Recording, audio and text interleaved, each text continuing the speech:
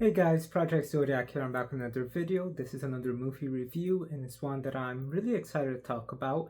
This is my review for Fox's second Fantastic Four movie, Fantastic Four: Rise of the Silver Surfer. And this is one that I'm not going to go too in depth with, especially since I'm going to be recording a lot of reviews today, just in one day.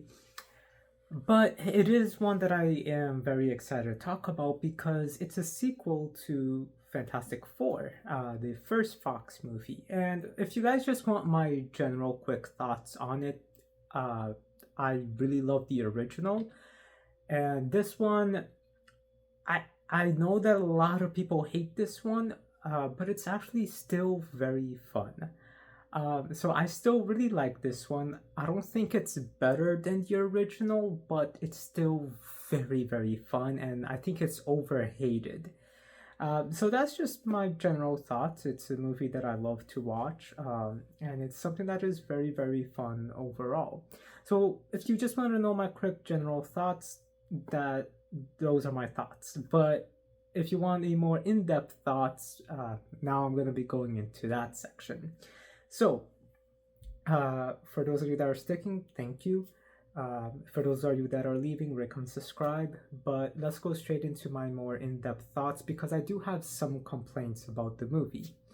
So let's go over the things that I love first. I love the character development. The characters are just done really well. They're still really good, and I still prefer Chris Evans as Johnny Storm instead of as Captain America. So, and he just does this role really good. So I love that. And on top of that, the character development itself with all of the characters is done so good, so well. And I really think that this is like the best characters of any of the Fantastic Four movies. And keep in mind that I am recording this review after watching the newest one, the Fantastic Four First Steps. I still think that this group is the best Fantastic Four character, like portrayal of them. But I did like the portrayal in First Steps, but I'll be reviewing that later. So if you want to know my full thoughts on that movie, please watch that review. Now, in regards to going back to this, yes, I still love how they perform. I still love the character development, and they do a lot of fun and creative things. We still get to see them living as normal people with their powers and just messing around. We still get to see them, trying to use their powers for just daily things, and I love that. That just shows like superheroes living their lives, and I love it when movies do it like that.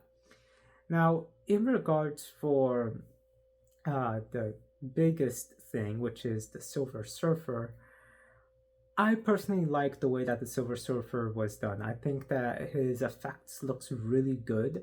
I think that the portrayal was really cool. I'm not too familiar with how the character and his character is in the comics, because I don't really read the Fantastic Four comics, and I haven't really read too many comics where he's present in it. I actually don't think I've read any comic where the Silver Surfer is a big factor in it. But so yeah, I can't compare him to the comics, but I personally do like how he was handled in this movie, just because he gives you this aura of being mystical in a way and doing some very impressive things. So I thought that was really cool. However, I do wish we got to hear more of him talking and see a little bit more about him, because at the same time, even though he does some really cool things, he's also just kind of there when, like, after the big holes on the planet appears. After that, he's just, after they, can't say that part without spoilers. Just after the big holes on the planet appears, they don't really do too much with him. So I do wish that they handled him a little bit more, or did a little bit more with him. The plot of Sue and Reed's wedding, I thought that was really good. I thought that was really fun as well. And yeah, I thought it was just sweet as well. Them just still trying to, do their wedding even though they're superheroes. And again, it's that topic about superheroes being humans, having to live their lives and do their things. So I love that. And so much so as well that there's this whole crisis about them with Sue, not sure how a family will be handled like that, and them, thinking about maybe not being in the Fantastic Four after they're married. So it's just conversations like that that just shows these characters are like real people. So I love that a lot. Now, in regards to the gimmick of this movie, that would be what's it called? Johnny's new abilities. I loved it, except that I do wish they did more with it. There was a few funny moments with him and Ben, but I think they could have had a little bit more of Ben going up to him and just like touching him to swap powers. I would have loved that a lot, because then we would be able to get to see Ben as a human more. So I thought that was really cool. And yeah, I mean, yeah, I just wish they did a little bit more with it. And then the last big complaint really that I do have is, well, all right, Galactus. Again, I don't know too much about Galactus, but I do know that he's one of the biggest threats in the Marvel universe. And I know that everyone hates the way that Galactus was handled in this movie, because it's just like a giant space cloud. But yes, that is true. But honestly, it still got the theme of Galactus across pretty well, I think, even if like the appearance is totally different and not even recognizable. At least kind of like the goal of Galactus in this movie and what he actually does is the same. So I mean, at least there's that. And I can't be too mad about that, but yeah, they did butcher the design horribly. But again, I still think that they did a good job in at least staying true to the overall message of what Galactus wants and the Silver Surfer's role with him. So I think that that was done pretty well. Now, in regards to my last actual big complaint, this one's a little bit of a spoiler one, so I'm not going to say it in this section. I'll just say it in my spoiler section in just a few minutes. But overall, again, this movie does some really cool things. I just wish that those really cool things that they do, they did a little bit more of, just because it felt so little. That would be the Silver Surfer, and that would also be Johnny's powers in the movie. I really wanted them to do that a little bit more, just because it seemed like these two were the biggest gimmick of the movie, but they barely do anything with it.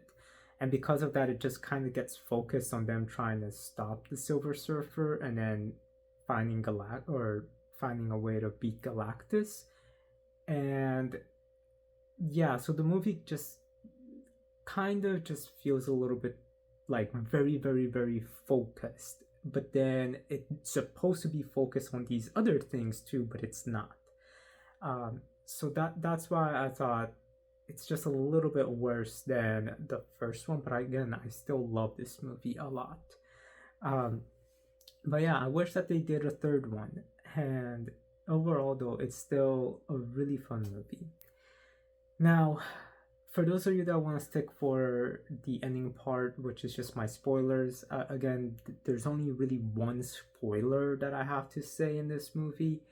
But if you don't care too much, then please stay. Or if you want to know, or if you already know this movie, then please stay.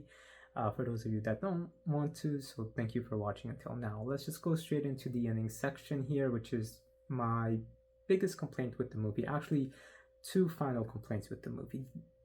Not the spoiler section yet, because this one's not a spoiler one, the one that I just remembered. The name of the title of the movie, or just the name of the movie. I don't really like the name of the movie, simply because it doesn't make sense with the context of the movie. as a title, I think it's a really cool, really well done title. Fantastic Four Rise of the Silver Surfer. That's an amazing, really, really cool title.